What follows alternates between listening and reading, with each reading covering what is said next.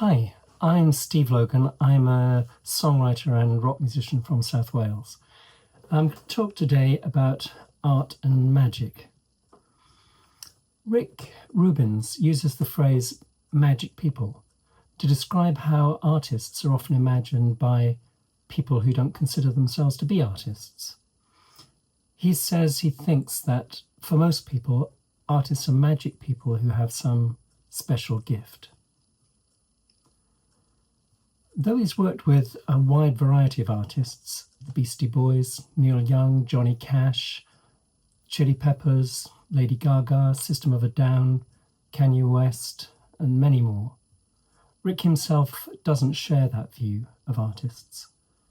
He seems to agree with C.S. Lewis, who said that there are no ordinary people. There are only people who get into the habit of thinking themselves or others ordinary.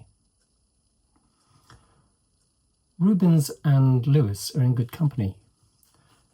Carl Jung, the famous Swiss psychotherapist, said that creativity isn't a gift, it's an instinct. In other words, everybody has it, but not all are conscious of having it, or able or willing to dedicate their lives to it. We call those people artists who prize creativity so highly that they will, one way or another, try to get themselves into a position where they can concentrate on their own creative impulses and try to develop them. Peter Lomas, another psychotherapist, said to me once that we tend to idealize the arts. Peter was himself an artist in many ways, in trying to help people, in the numerous books he wrote, in his appreciation of all kinds of beauty, and he was a pianist. So what he meant by idealizing the arts wasn't the same as valuing them. I take it he meant that we set such high store by certain conventionally prized forms of creativity, literature, painting, and music, for example, that we fail to see the creativity that's all around us all the time. Mark Eade, a music manager and expert on the music business, sent me a really interesting interview he did with Rebecca Dans. I'll put the link in the description. He distinguished two things quite sharply. On the one hand, you've got the creative impulse, the thing that makes somebody want to write a song or a poem or paint a picture. He referred to this impulse, when it's expressed, as having the power to heal what he called the beautiful hurt that many artists seem to be driven by. That's on the one hand. On the other hand, you've got the mechanics of the music business. This is a matter that Stephen Stills wrote about years ago in a song called You Don't Have to Cry. It contains this lyric: are you thinking of telephones and managers and where you've got to be at noon? You are living a reality I left years ago. It quite nearly killed me.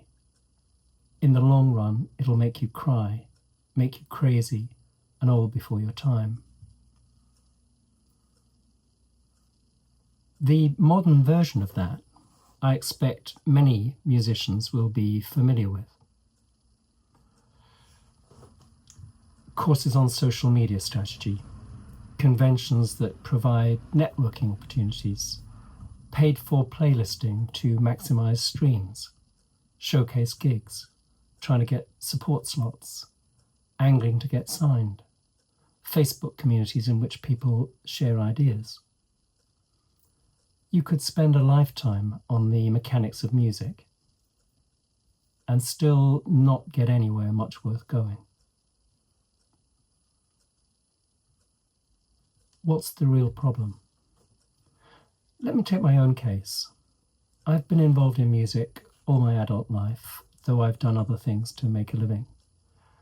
I grew up in South Wales, where singing and music generally were a big part of the culture. I wrote my first song at 14 at the back of the physics class. Joined my first band at 15. Got talent spotted singing and playing guitar at a party when I was 16. I went to a studio in Baker Street, London, and I totally blew the audition by playing a Neil Young song. It wasn't at all what was wanted. I then busked in London, joined cover bands, indie bands, rock bands, and played pubs.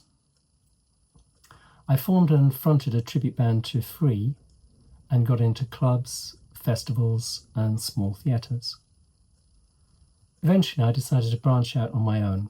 I continued gigging widely and began recording my own songs and putting out my own albums. And then came what usually comes, the silence. So I began researching the question, what should you do to become better known? And at that point, all the music industry stuff flooded into my mind. Publicists, promoters, agents, studios, this course, that course, etc., etc.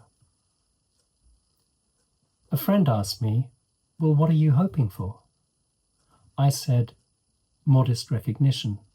He laughed, thinking that maybe there wasn't much modesty involved. I thought about that, and this led me back to the issue of what music is for. Am I saying that musicians should make their music in private and squirrel it away till their hard drives are junked? No, I'm definitely not saying that. But I am saying that there's a delicate compromise to be reached between the demands of art and the demands of the commercial world. It's certainly true that if the artists I love and have learned most from hadn't achieved some degree of fame, then I wouldn't have been able to enjoy their work. Fame is a messenger service that delivers good art to your door. But I was already aware of artists who'd been destroyed or diverted by it. When in 1997, Elliott Smith was nominated for an Academy Award for his song Miss Misery, which featured in the film Good Will Hunting, he started getting a sort of attention he didn't want. He felt it was fake and needed to shield himself from it. Why?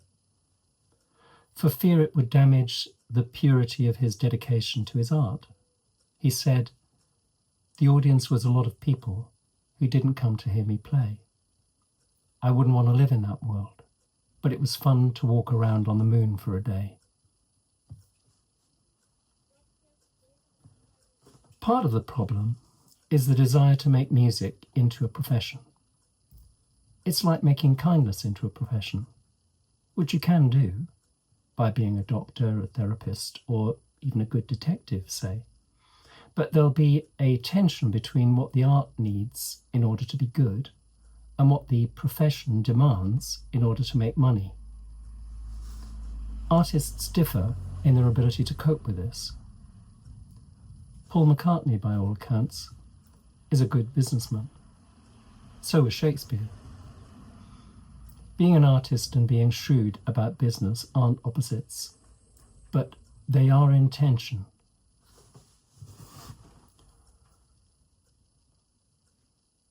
Mark Eads says that at the time he began managing Joe Harmon, in about 2011, the world was slightly simpler.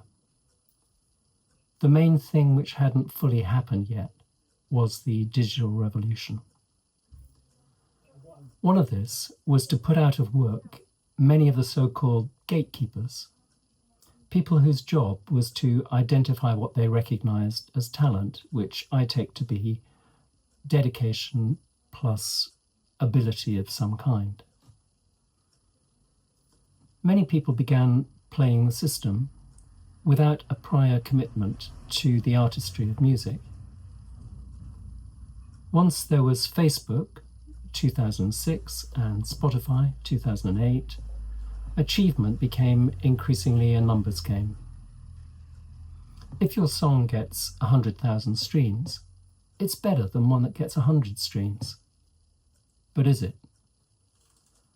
Wordsworth said that great poetry needs to create the taste by which it's to be enjoyed. Not all of the art considered valuable now was an instant success. You can't equate popularity with value. But, just to make things complicated, you can't equate obscurity with value either.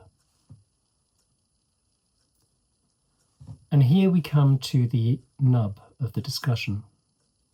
What actually is the value of art?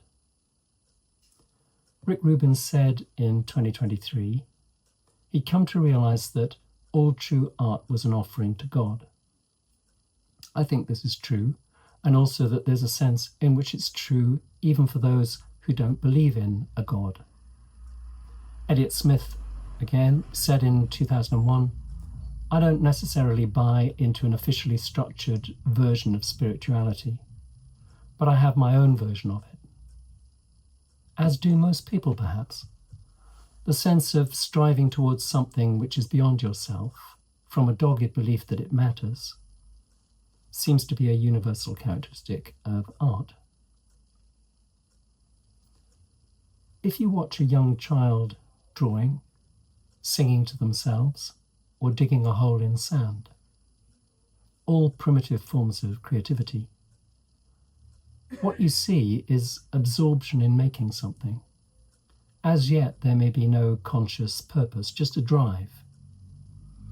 This is the art-making instinct Jung wrote of. Parents tend to encourage such behavior because they sense a value in it. What is that value?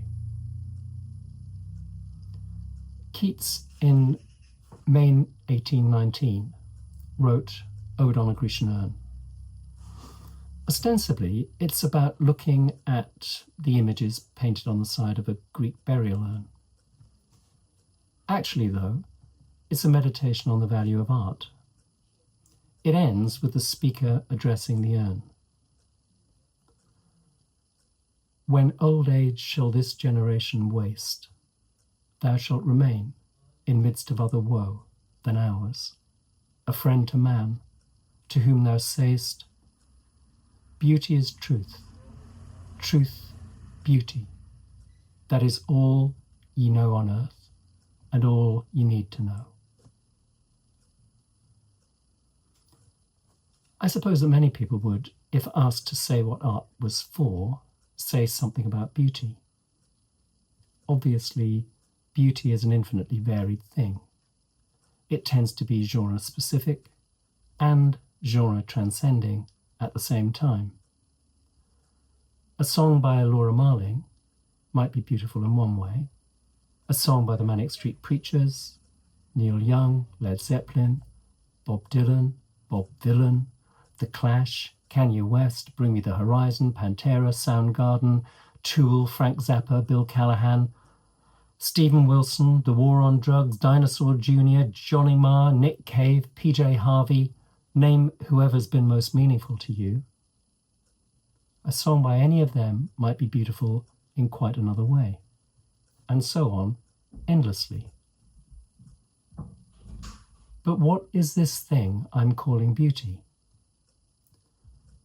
Keats's ode implies there is an inscription on this ancient urn, which the poem treats as beautiful. The inscription identifies beauty with truth. Beauty is truth, truth, beauty.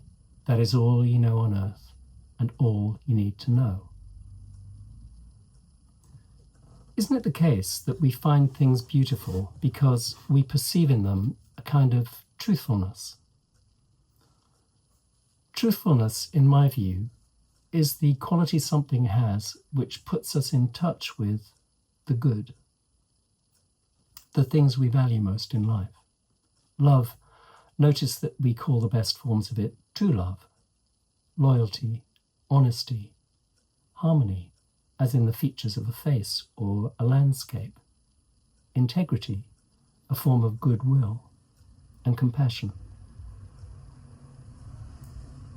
This, I suggest, is at the centre of what art, true or truthful art, is about. The mechanics of the music business may be what's needed to convey a good song or a good album or a good live act to those who might enjoy it. But the essence of art is to bring something good, something in its own way beautiful and true, into the world. And we value this because it keeps us connected to whatever the source of that goodness might be. There is quite another way of looking at this, a crass, commercial way. On this view, good art would be whatever sells most. Well, there are people who devote their own creativity to making commercial art products.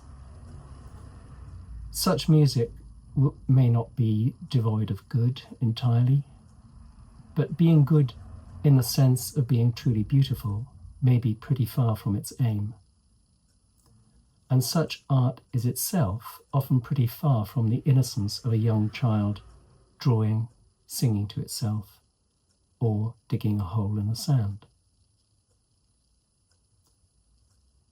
Although creativity is an instinct, I still think that it's a gift. It's something given to us, an impulse we can't manufacture, which we can show gratitude for by using it to the best of our abilities. Artists can, in this way, occasionally, and to some extent, do magic. A magic that can help make life truly beautiful again. That, I think, is what music and all the arts are for. Thank you very much. See you next time.